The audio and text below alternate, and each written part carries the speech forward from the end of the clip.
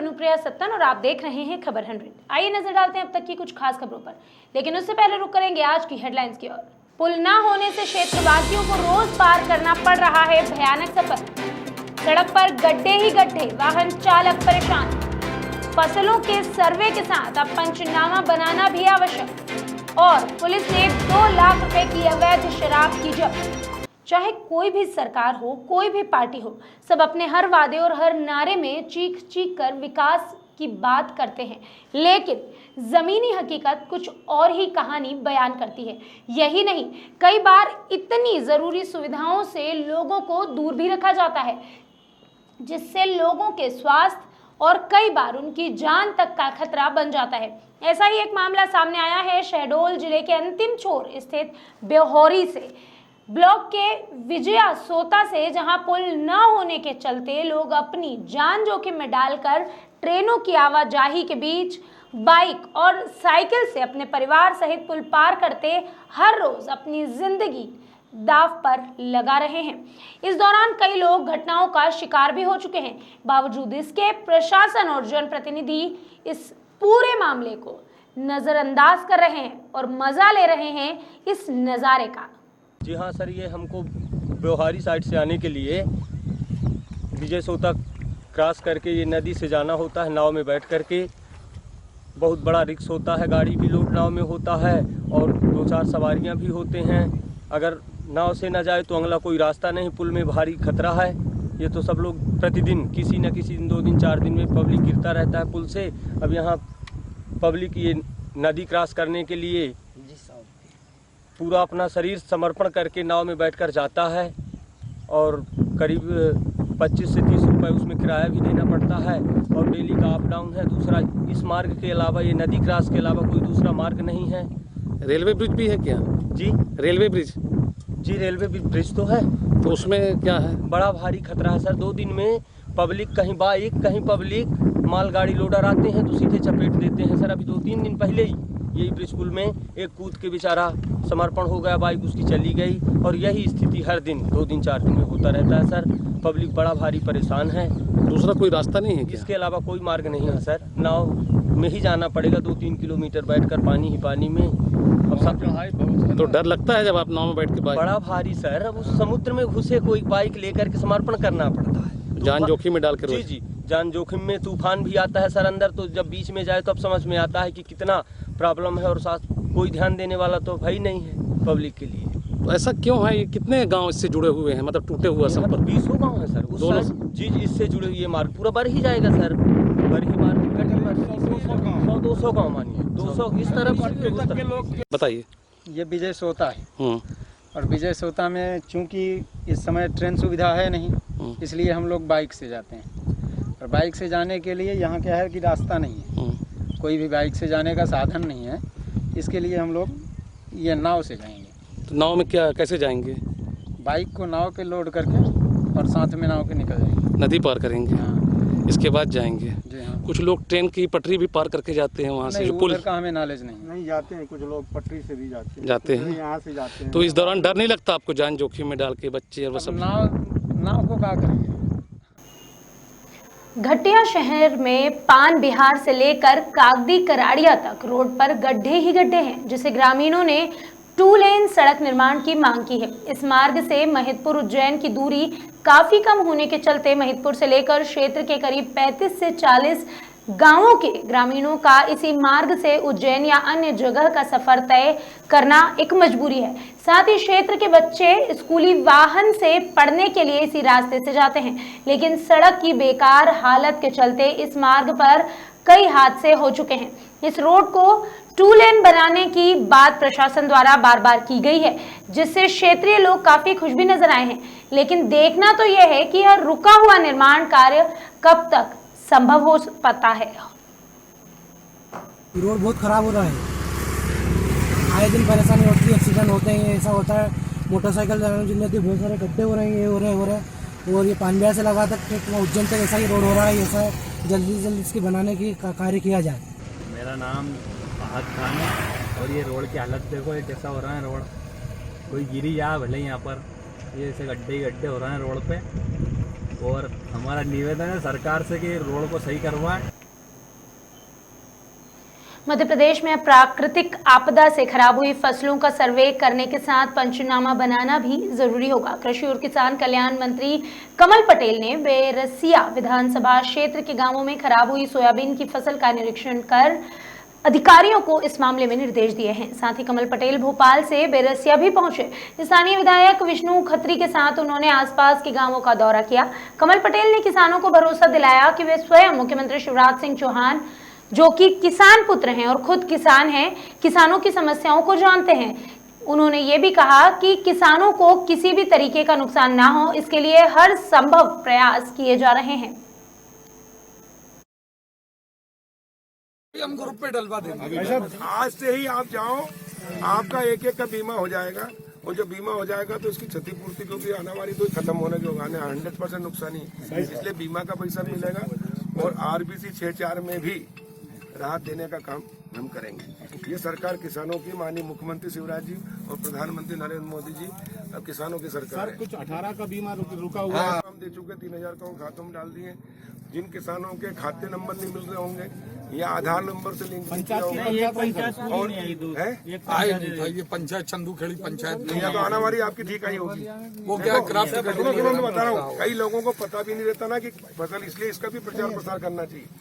मैं तो किसान भी हूँ, मैं तो अभी अपन तारसिमनिया में लंबी बात कर रहे हैं। एक छोटा सा निवेदन है सभी किसान भाइयों की ओर से। रतनपुर पटवारी हल्का है, इसकी क्रॉप कटिंग होगी, 2 कृषि विभाग के करेंगे, 2 राजस्व विभाग के करेंगे, है ना, हमारे अधिकारी।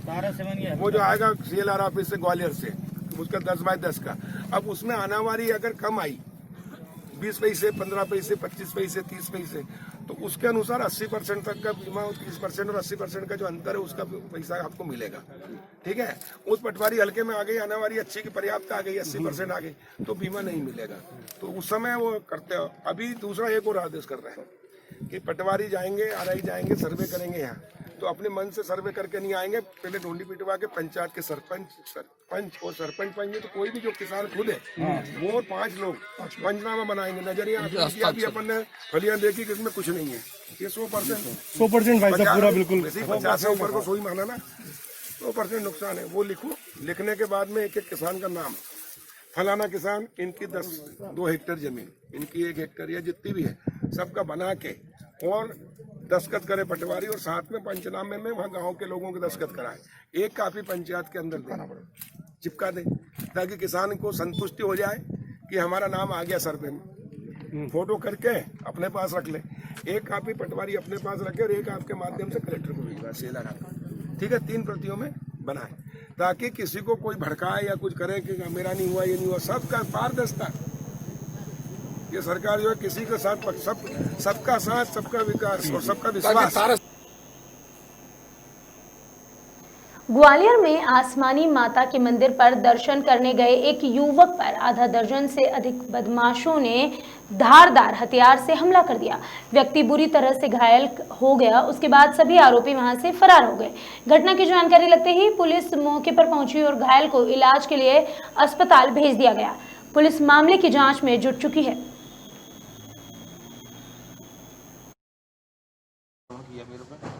इसमें पंता, सरिया, लठिया, तलवार में टाइप की थी, टिका टाइप का था। बस एक सर में मारा, ये आदमी में बचाव किया अपना, ये आदमी ने कटे जगह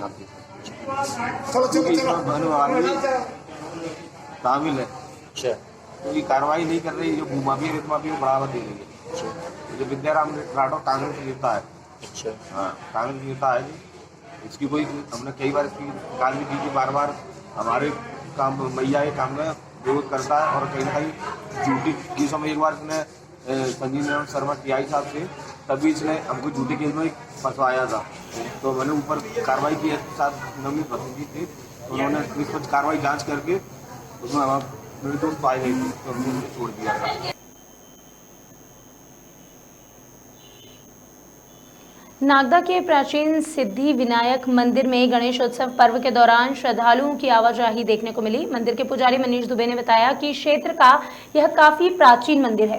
कहते हैं यह मंदिर महाभारत के युग में निर्मित किया गया था।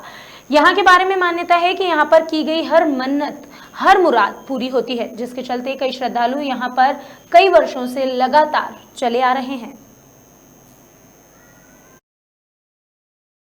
जी मैम बताएं कहाँ पर आप आए और कितने प्राचीन मंदिर है और कब से आ रहे हैं यहाँ पर? जी मैं बहुत टाइम से आ रही हूँ, काफ़ी टाइम से, और मुझे बहुत अच्छा लगता है। और ये मेरी मदर है, हम लोग मतलब काफ़ी टाइम से यहाँ पे आ रहे हैं। कितना प्राचीन मंदिर है और क्या मान्यता है यहाँ की? जी मान करो पूरी हाँ जो और एक्चुअली हम लोग भी मान के हिसाब से ही आए हैं, तो बस यही चाह रही हूँ कि जल्दी से कुछ अच्छा पूरा हो। वर्तमान में भी जैसे कोरोना महामारी का संक्रमण चल रहा है, जिसमें सभी जगह लगभग रोक लगी है, जैसे में आप यहाँ दर्शन कर रहे हैं, आपके मन में कुछ ऐसा भय नहीं हुआ कि भाई भीड़ भाड़ का हुआ, लेकिन बस यही है, सब ईश्वर के हाथ में है, वही जल्दी ठीक करे सारी चीज़ें। आपका नाम? जी मेरा नाम श्वेता मिश्रा है। आप कहाँ से? जी मैं देवासन सिटी से ही हूँ। ये सब सिद्धि विनायक गणेश मंदिर है। भगवान गणेश जी को सिद्धि विनायक का नाम दिया गया है यहाँ पर, और ये पांडवकालीन है, राजा जन्मेजय के समय का है। राजा परीक्षित के लिए राजा जन्मेजय ने यज्ञ किया था, तक्षक यज्ञ। उस यज्ञ के समय में प्रायश्चित हेतु ये भगवान गणेश जी की स्थापना करके और इनका पूजन किया था। और ये जो है बड़ी तपोभूमि है, यहाँ का जल, यहाँ की जो भी है वस्तुएँ सारी बड़ी अभिन्न हैं। और यहाँ का जो वट वृक्ष वगैरह है, यहाँ की जो मान्यताएं हैं, इस मान्यताओं के आधार पर यह एक सिद्ध, अपने आप में स्वयं सिद्ध यह तपोभूमि और जगह है। भगवान सिद्धि विनायक की कृपा सभी भी बरसती है, और यहाँ पर हजारों की तादाद में जनता यहाँ पर आकर के और अब इसका लाभ लेती है। इस जगह से लेकर कई सारी बातें जो हैं जुड़ी हुई है प्राचीन काल की, और कई बड़े बड़े किस्से हैं। क्या मानते हैं आप? कई सारी चीज़ें हैं जो सामने आई है, कई बार लोगों के भी चीज़ें आई है सामने। सबसे पहली बात तो सामने यही आई है कि हमने तो गणेश जी के यहाँ पर कहते हैं, बताते हैं कि बरसों तक जो चोला चढ़ा हुआ था, वो भगवान ने अभी शनिवार को जो चोला छोड़ करके और नया बाल स्वरूप जो धारण किया है, ये एक सबसे बड़ी एक प्राचीन अद्भुत चीज़ यहाँ पर अपने को प्राप्त हुई है और देखने को मिली है। अब इससे और क्या, यहाँ का जो जल मैंने बताया, जल भी, और यहाँ पर जो यज्ञ हुआ था, उस यज्ञ के भी कोई प्रक्षेप निकलते हैं और वह भी सामने आते हैं। आपका नाम?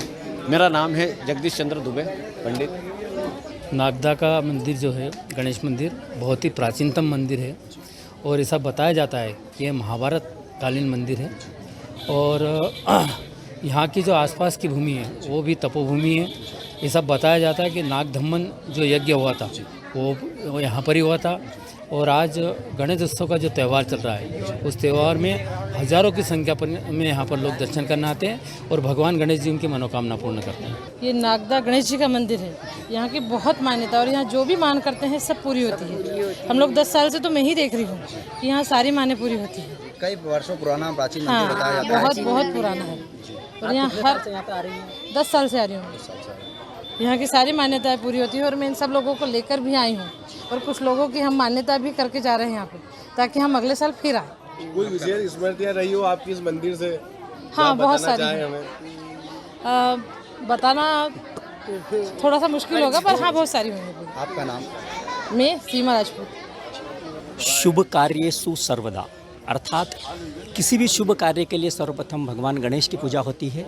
और वही भगवान गणेश के वर्तमान में गणेश महोत्सव पर्व चल रहा है, 8-10 दिवसीय पर्व है। और इस वक्त हम खड़े हैं देवास से महज 10-12 किलोमीटर दूर नागदा, जहाँ पर सिद्धि विनायक का प्राचीनतम गणेश मंदिर है, जो कि बहुत प्रख्यात मंदिर है। आसपास से यहाँ से लोग दूर दूर से यहाँ पर मंदिर में भगवान गणेश के दर्शन करने आते हैं।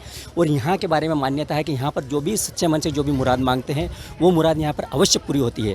अभी कोविड-19 महामारी के चलते हुए जिला प्रशासन द्वारा तमाम सार्वजनिक आयोजनों पर रोक लगाई गई है। बावजूद इसके भी देखिए श्रद्धालुओं की आस्था में कोई कमी नहीं है। आज वैसे भी भगवान गणेश का दिन है, बुधवार है, और बुधवार को देखिए यहाँ पर गणेश चतुर्थी होने के साथ यहाँ पर भारी भीड़ है, श्रद्धालुओं की भारी भीड़ देखी जा सकती है मंदिर में। अभी दोपहर का समय है, लेकिन दोपहर में भी आप देखिए किस तरह से श्रद्धालुओं की आवाजाही लगी हो रही है। और जबकि शहर से यह दूरी पर स्थित है, और यहाँ पर अमूमन शहर से तो आते ही आते हैं, लेकिन शहर के बाहर से भी यहाँ पर श्रद्धालु अपनी हाजिरी भरने के लिए आते हैं। और यहाँ पर मंदिर के जो पुजारी जी, हम उनसे सीधी बात करते हैं कि अभी गणेशोत्सव पर्व के दौरान क्या ये उनसे सीधी बात करते हैं। पंडित जी बताएं, अभी जो गणेशोत्सव का पर्व चल रहा है, इस दौरान ये अभी कोविड की जो महामारी भी चल रही है, जिसके चलते जिला प्रशासन ने समस्त आयोजनों पे रोक लगा रखी है, इसके बावजूद भी क्या यहाँ पर ऐसा लग रहा है कि जो भक्तों की भीड़ में कमी है? कोविड-19 के देखते हुए आज भी लोगों में काफ़ी डर है और यहाँ पर जो पब्लिक आना चाहिए वो पूर्ण रूप से नहीं आ पा रही है। यहाँ पर सभी से बिना मास्क के अनुमति अंदर नहीं दी जा रही है और सभी से सोशल डिस्टेंसिंग का पालन करवाया जा रहा है। और यहाँ पर जो प्रतिवर्ष अनुसार जो आयोजन होते हैं कि सहस्त्र मोदक, भगवान का षोडशोपचार पूजन, अभिषेक, हवन इत्यादि, वो कार्य पूर्ण रूप से हो रहा है। अच्छा बताएं, लगभग अमूमन यहाँ पर कितने भक्त लगभग आ जाते हैं फिलहाल की स्थिति में, और इसके पहले जब जैसे कि पिछले सालों की भगवान का विशेष दिन होने के कारण तो अभी हम तो संख्या का अनुमान नहीं लगा सकते, बाकी प्रतिदिन 100-200 लोग यहाँ पर दर्शन करने आते हैं। अच्छा पंडित जी बताएं, ये मंदिर कितना प्राचीन है, उसकी क्या मान्यता है, क्या किंवदंती इसके पीछे? मंदिर का जो यहाँ के वृद्ध लोग हैं ऐसा कहते हैं कि ये मंदिर राजा जन्मेजय द्वारा स्थापना की गई और 5000 वर्ष पुराना मंदिर है। यहाँ पर राजा ने सर्पों का यज्ञ करा था, उसकी स्थापना के लिए भगवान गणेश जी महाराज की स्थापना पूजन इत्यादि की है। अच्छा पंडित जी, ऐसा कुछ मतलब विशेष इस यहाँ के मंदिर के बारे में कोई ऐसा विशेष जिसके चलते ये मंदिर मतलब इतनी प्रसिद्धि पा रहा है, सिद्धि विनायक मंदिर? यहाँ बस एक ही कहता हूँ कि भगवान सिद्धि विनायक जो भी भक्त निराश होकर आता है उसकी सभी मनोकामनाएं पूर्ण करते हैं और आज सभी की मनोकामनाएं पूर्ण हो रही है, तो आज हम ये इतनी पब्लिक यहाँ पर देख रहे हैं। अच्छा दूसरी बात, एक आखिरी सवाल आपसे करना चाहूँगा कि सब कुछ यहाँ पर भक्तों की भारी भीड़ भी है, बहुत प्रसिद्ध मंदिर है, इसके बावजूद आप जिला प्रशासन से कुछ ऐसी मांग करना चाहेंगे इस मंदिर के संबंध में कि जिससे चलते कि इस मंदिर में और इसमें निखार आ सके? बस मैं तो यही कहना चाहूँगा कि प्रशासन थोड़ा विशेष ध्यान देकर यहाँ पर उसको जागरूक करे और व्यवस्थाएं अच्छी सुचारू हो, जो भक्त लोग आए उनको सभी सुविधाएं मिले और किसी प्रकार का कोई कष्ट न हो। आपका नाम? पंडित मनीष दुबे। ये देखिए, ये हमने बात की सिद्धि विनायक मंदिर के पंडित जी हैं मनीष दुबे जी, जो बता रहे हैं कि मतलब कोविड का फ़र्क तो पड़ा है, लेकिन जो हर साल जो यहाँ पर भक्त आते हैं उसकी तादाद में इस बार कमी पाई गई है, लेकिन फिर भी जो भक्तों में आस्था है उस आस्था पे कोई कोविड महामारी का कोई नियंत्रण नहीं है। फिर भी लोग आ रहे हैं, ये कह रहे हैं कि मंदिर में हमने बिल्कुल अधिकांश ये रखा गया है कि मास्क पहन के आए, सोशल डिस्टेंसिंग का पालन करें, और अधिकांश वो हो भी रहा है, लेकिन इसके बावजूद भी कई भक्त ऐसे हैं कि जो कि आस्था के चलते इन निर्देशों का पालन नहीं कर पाते हैं। खबर 100 के लिए देवास से मैं प्रिंस बैरागी। इंदौर में कोरोना के मामले लगातार बढ़ते ही जा रहे हैं, जिसके तहत इंदौर की हाई कोर्ट में एक सामाजिक कार्यकर्ता किशोर कोडवानी ने याचिका दायर की थी। याचिका के बारे में जानकारी देते हुए कोडवानी ने बताया कि हमने जनहित याचिका में कोरोना महामारी को लेकर हो रही आम जनता की परेशानियां और उसके क्या उपाय किए जाएं, इन सुझावों का जिक्र किया है। 150 दिन इंदौर के कोरोना प्रभाव को पूरे हो चुके हैं और लगभग ऐसा माना जा रहा है, WHO का जो आंकलन है, 150 से 200 दिन और हिंदुस्तान में कोरोना अपना प्रभाव चलाएगा। अभी जो स्थिति है वो लॉकडाउन से ज़्यादा बुरी दुर्गति स्थिति में हम पहुंच चुके हैं और ऐसा संकेत है कि भारत सरकार 1 सितंबर से कोरोना प्रबंधन अपने हाथ से छोड़ देगा। इंदौर की जो स्थिति है उस मान को देखते हुए इंदौर न्यायालय के समक्ष याचिका लगाई है कि कोरोना प्रबंधन में हमें 2-3 चीज़ें प्राथमिकता से चाहिए। एक तो मरीज के इलाज का एक सेटअप जो अस्त व्यस्त अभी तक चल रहा है, उसके लिए एक निगरानी कमेटी बनाई जाए जो 5 सदस्यीय हो, न्यायालय अधीन हो और साप्ताहिक उसको रिपोर्ट पेश करने का निर्णय दिया जाए। निजी तौर पर जो चिकित्सालय हैं उनका भी कोई सरपेर नहीं है, उसका फिक्स कर दिया जाए कि सैंपलिंग की चार्ज ये, हॉस्पिटल की चार्जेस ये, बिस्तर की चार्जेस ये, कोविड के अंदर जो किट विट के पैसे लगाते हैं, ये सारी चीज़ें क्लियर कट एक आदेश बन जाए और उसका पालन सभी करें। तीसरा, जो लॉकडाउन की आवश्यकता है, कोरोना केवल 2 चीज़ों से लड़ने का आधार है। एक शारीरिक क्षमता, कोरोना लगभग सबको छू चुका है, जिसकी क्षमता ज़्यादा थी उसने उस पर घोड़े पर सवारी कर ली और बारात निकाल ली। जो कमज़ोर था उस पर घोड़ा हावी हो गया और अस्पताल चला गया, उससे भी ज़्यादा कमज़ोर हो गया तो चल बसा इस दुनिया में। यही क्रम इसका है, कोई इलाज नहीं है। वैक्सीन जो बात की जा रही है, वैक्सीन है जैसे पोलियो ड्रॉप पिलाया गया था या मेरे ज़माने में माता के टीके लगाए थे, तो वो माता के टीके माता की बीमारी का या पोलियो का इलाज नहीं, उसी तरीके से कोरोना का अभी तक इलाज दुनिया नहीं बना पाई है और न कोई मेडिसिन इसकी अभी डिसाइड हुई है। धार जिले के मनावर तहसील के अंतर्गत आने वाले ग्राम जाटपुरा मजरा डावरपुरा में नवनिर्मित शिव मंदिर की प्राण प्रतिष्ठा का महोत्सव किया गया। इस अवसर पर भारतीय जनता पार्टी के 2 बड़े नेताओं को पूजन के लिए बुलाया गया, लेकिन समय न होने के चलते दोनों में तू मैं हो गई और इसी बात को लेकर चर्चा बहस का विषय बन गई। समय का अंतराल होने से रंजना बघेल को लगा कि सांसद को सुरमा ने अलग समय पर बुलाया, इसलिए रंजना बघेल ने अपने कार्यक्रम में हुई बात की सफाई दी। वहीं जनपद पंचायत सदस्य, भाजपा महिला मोर्चा अध्यक्ष और ग्राम की बेटी सुरमा मौर्य पर अपशब्दों का प्रयोग करने का आरोप बघेल पर लगा है। ये अजंदी मान है और यहाँ पे ये जो मंदिर बना है, इनको मैंने छत डालने के लिए 50,000 की सहयोग की थी और 53,000 में छत डली है। और कल ये भगवान भाई जाटपुर वाले, उनके पास ये गबू भाई है और सुरसिंह भाई है, ऐसे 5-7 लोग गए थे कि दीदी आप कल सुबह पूजा करना, शंकर मंदिर की स्थापना है।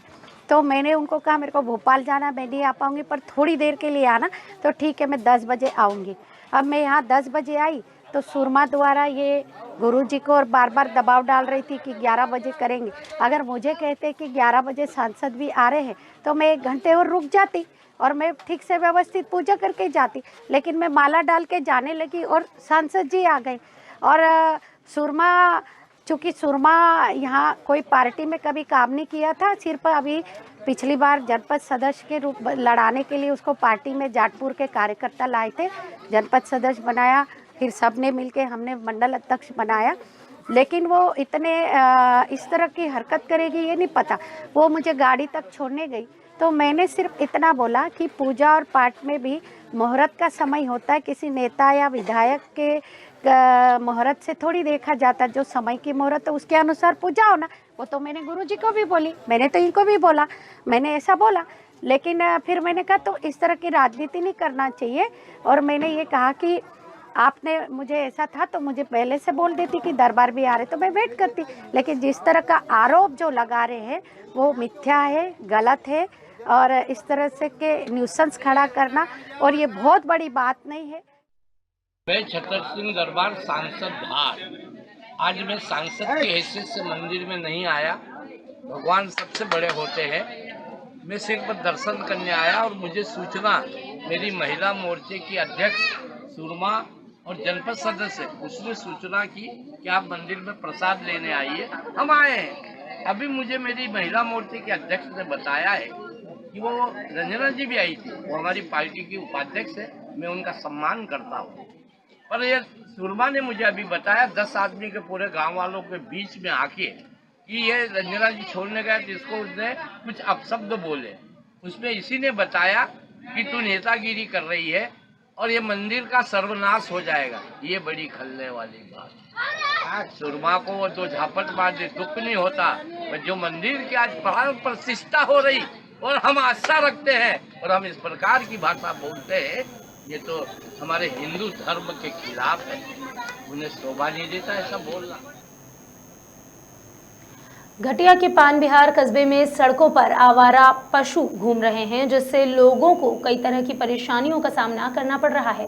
साथ ही रात के समय आने जाने वाले वाहन चालकों के लिए दुर्घटना की वजह भी बन रहे हैं ये जानवर। किसानों का ऐसा कहना है कि आवारा जानवर खेतों में उगी फसलों को भी नुकसान पहुंचा रहे हैं, जिससे उन्हें काफी नुकसान झेलना पड़ रहा है। इस समस्या को लेकर ग्रामीण मांग कर रहे हैं कि नगर में बनी गौशाला को जल्द शुरू किया जा सके।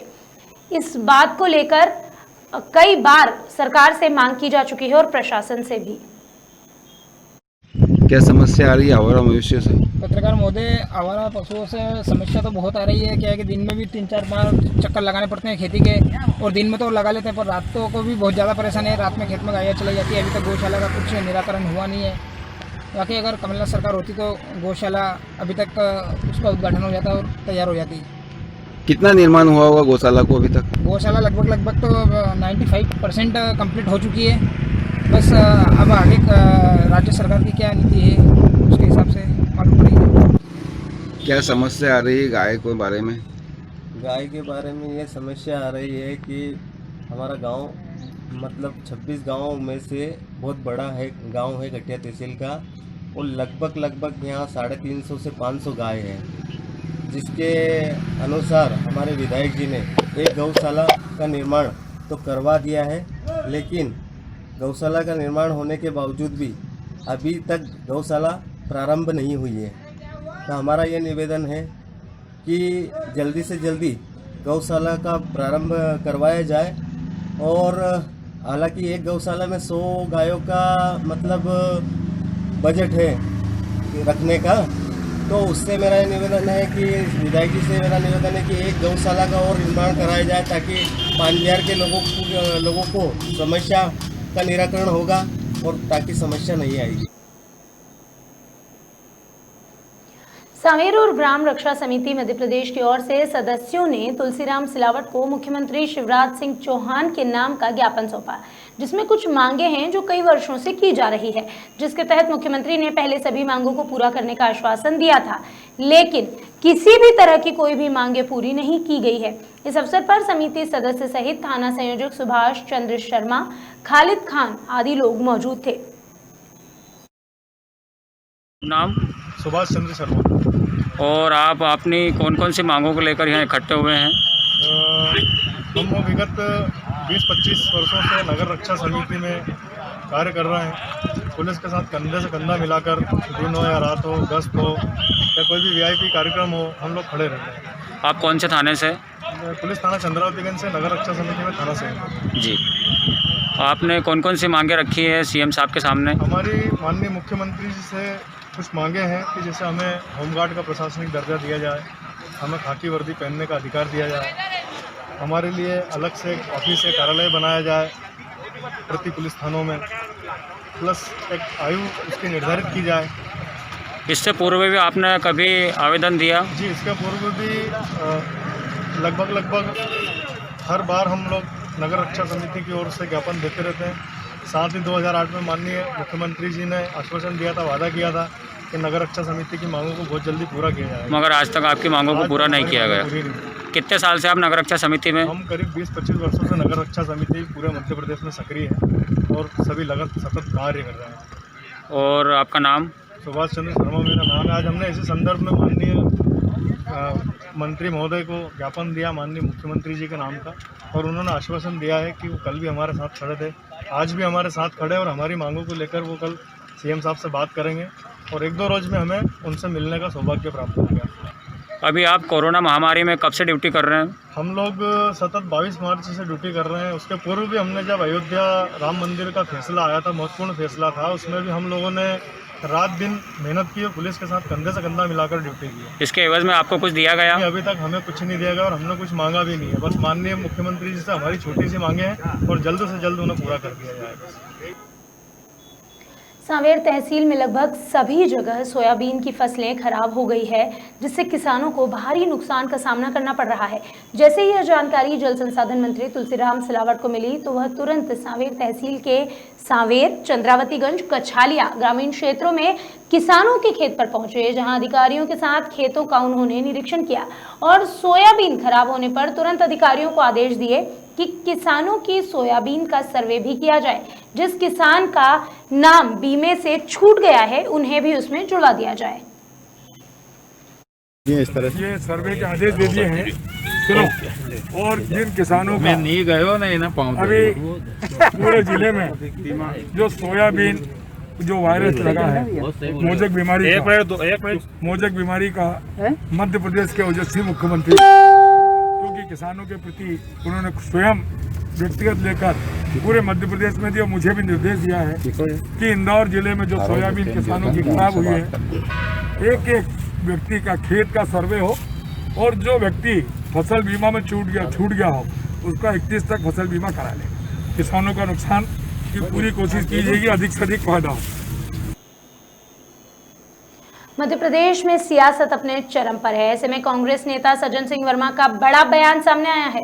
वर्मा ने ज्योतिरादित्य सिंधिया पर निशाना साधा और कहा कि सिंधिया नागपुर में आरएसएस के दरवाजे पर माथा टेकने गए। अमित शाह ने समय दिया तो उनके पास जाओगे, मोदी ने टाइम दे दिया तब उनके दर पर माथा टेकने जाओगे। सिंधिया का तो इतिहास ही कलंकित है। साथ ही वर्मा ने यह भी कहा कि नेहरू के पिता मोतीलाल नेहरू अरबपति थे। उन्होंने स्वतंत्रता संग्राम सेनानियों से कहा था कि आजादी की लड़ाई के लिए यह खजाना तुम्हारा है। मंत्री ने कहा कि अगर झांसी की रानी के चरणों में सर नवाते तो आधे पाप माफ हो जाते। अभी तो आरएसएस के दर पे गए हो, कल नड्डा के वहां जाओगे, परसों अमित शाह के वहां, और कभी नरेंद्र मोदी ने गलती से टाइम दे दिया तो पता नहीं कितने घर पे दरवाजों पे माथा टेकने जाओगे। छोटी बात है कि 6 महीने बाद श्रीमान ज्योतिरादित्य का अवतरण पुनः ग्वालियर की धरती पर हुआ। वो खून का रिश्ता, पीढ़ियों का रिश्ता 6 महीने तक भूल गए थे। जब ग्वालियर की धरती पे लोग कोरोना से मर रहे थे, संक्रमण की विभीषिका से लोग हताहत हो रहे थे, तब वो खून का संबंध और पीढ़ियों का संबंध गायब हो गया। 6 महीने बाद जब वो धरती पे आए ग्वालियर की, तब मात्र ज्योतिरादित्य रह गए। पहले श्रीमंत ज्योतिरादित्य थे, जनता ने काले झंडे दिखा के कह दिए कि भाई श्रीमंत गायब है, अब तुम ज्योतिरादित्य बन के आ सकते हो। इन्होंने कहा था शिवराज और ज्योतिरादित्य ने कि नेहरू गांधी परिवार ने कभी महात्मा गांधी को ढंग से काम नहीं करने दिया। इतिहास दोनों ने पढ़ा नहीं है, क्योंकि दोनों के इतिहास कलंकित है। मैं बता दूं, शिवराज चौहान और सिंधिया जी महाराज वाले महाराज बाबा वाले हो, ये वाले महाराज नेहरू जी के पिता मोतीलाल नेहरू उस जमाने के अरबपति थे। उन्होंने स्वतंत्रता संग्राम सेनानियों को कहा था, कांग्रेस चलाने के लिए कहा और स्वतंत्रता के संग्राम के लिए कहा कि ये खजाना अरबों रुपए का, स्वतंत्रता का संग्राम रुकना नहीं चाहिए एक क्षण भी। ये करोड़ों अरबों की संपत्ति, ये खजाना तुम्हारे लिए है। लेकिन ग्वालियर और मध्य प्रदेश की जनता को पता है कि नेहरू खानदान, नेहरू जी 8-9 साल जेल में रहे, जवानी के अच्छे लम्हे उन्होंने जेल में बिता दिए। लेकिन यहाँ के लोगों को पता है कि ज्योतिरादित्य सिंधिया के परिवार में उनके कपड़ों में जेब नहीं होती, कभी जेब नहीं होती ना रखनी, ये भी नहीं है तो क्या स्वतंत्रता के इतिहास में इनकी भागीदारी होगी। अच्छा, मैं तो कहता आरएसएस के दरवाजे पे गया है। अरे झांसी की रानी के चरणों में यहाँ पे शीश नवा के जाते तो भी आधा अपराध माफ हो जाता, कोई बात नहीं। बदनावर पुलिस को मिली बड़ी सफलता। पुलिस ने 4 लेन पिटगारा तिराहे से 2 लाख रुपए की अवैध शराब सहित वाहन जब्त किया है। मौका मिलते ही आरोपी पुलिस को चकमा देकर फरार हो गए थे। पुलिस आरोपी की तलाश में जुट चुकी है। इस कार्यवाही के दौरान SIKS मंडलोई, आरक्षक मेहरबान सिंह गुर्जर सहित पुलिस टीम मौजूद थी। रात्रि में बीट भ्रमण के दौरान मुखबिर सूचना मिली थी, जिस पर कार्रवाई करते हुए एक महिंद्रा TU सफ़ेद रंग की बिना नंबर की को रोककर तलाशी लेते उसमें जो है 49 पेटी देसी शराब की पाई हुई थी। जो अज्ञात आरोपी मौके का फ़ायदा उठाकर अंधेरे में गायब हो गया। प्रकरण पंजीबद्ध कर विवेचना की जा रही है। क्या प्रकरण पंजीबद्ध हुआ? अवैध शराब। कितने आरोपी थे? एक आरोपी था, मौके का फ़ायदा उठाकर अंधेरे में भाग गया। इसकी तलाश की जा रही है। आपका नाम? केस मंडलोई, उप निरीक्षक, थाना बदनाम।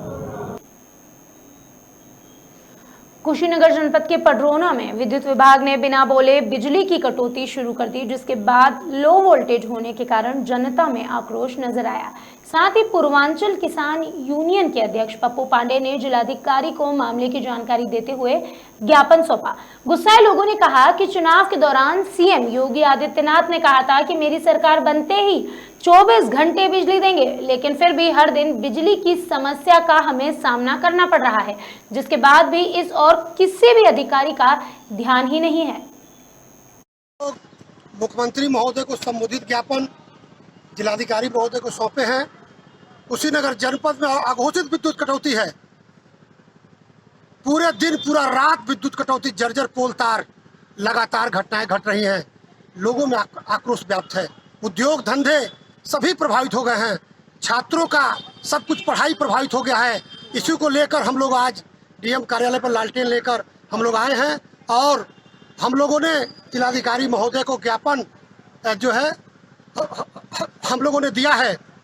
हम लोग मांग करते अगर तत्काल समाधान नहीं हुआ, विद्युत कटौती बंद नहीं हुआ तो हम लोग धरना प्रदर्शन करेंगे, चक्का जाम करेंगे, जिसकी सारी जिम्मेदारी शासन प्रशासन की होगी। अभी के लिए बस इतना ही। बाकी चप्पे चप्पे की हर छोटी बड़ी अपडेट के लिए जुड़े रहिए खबर 100 के साथ, जनता की बुलंद आवाज।